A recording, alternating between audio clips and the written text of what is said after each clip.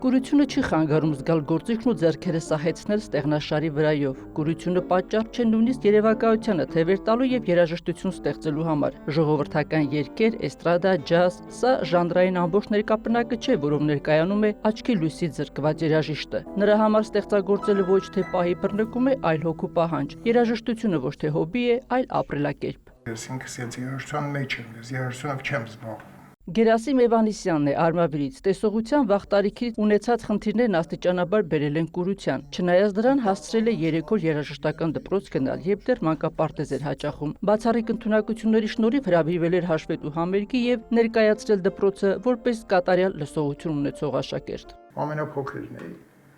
Իսկ այն առաջի դասան երեխեք ինձանից 2 տարի մեծ էին։ Հետո էլ չեմ գնացել, մինչև երաժշտական ընդհանրապես կրթություն չեմ ստացել, մինչև երևի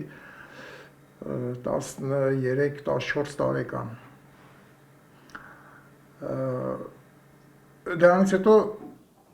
գիտարի գնացի, խմբակ գնացի, բայց չընդունեցին, ասին էլ տեղ չունենք։ Գիտարի դասեր առնելու համար երկար է պայքարել, համառությունը հաղթել է։ Սկզբում սովորել է 7 լարի վրա նվագել, հետո ինքնուրույն անցել է 6-ի։ Հիմա բացի լարային աղեղնավորներից կարողանում է նվագել լարային բոլոր գործիքների վրա, բայց ստեղծագործում է միայն դաշնամուրի համար։ Եթե նոտագրելու կարիք է լինում, օգնում են երաժիշտ ընկերները։ Դաշնամուրի համար եւ գործիքավորումների մեջ։ Եթե ես գիտարի համար ինչ-որ բան ստեղծագործեմ,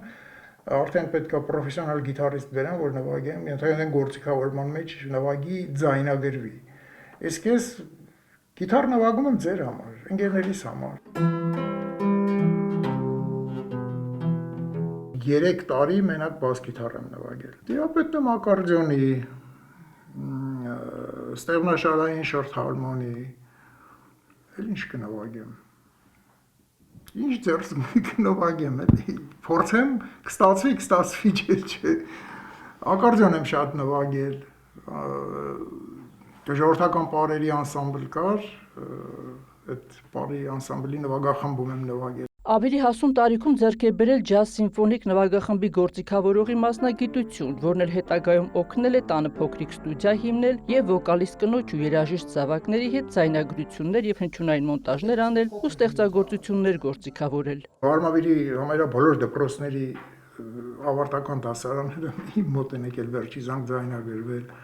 Դե պատկերացեք, այդքան դասարաններ, այդքան երեխեք, այդ երեխեքը ի վերջո մեծանում են, հիշում են իրանց վերջի զանգը, հիշում են որտեղ են ձայնագրվել։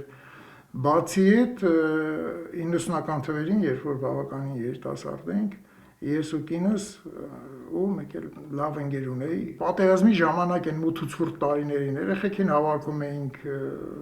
համերգներ էինք կազմակերպում, փառատոներ էինք կազմակերպել։ Բարձր տեխնոլոգիաների մուտքը երաժշտական աշխարհ ազդել է Էվանիսյանի զբաղվածության վրա։ Աչքի լույսից զրկված երաժիշտը հիմա ավելի շատ ժամանակ է տրամադրում ստեղծագործելու եւ իր ստեղծածը գործիքավորելու վրա։ Երբեմնի ճանաչում ունեցած երաժիշտը, որի երգերը շուրթից շուրթ են անցել, հիմա փոքրինչ հետ է քաշվել։ Շատ չեն ճանաչում,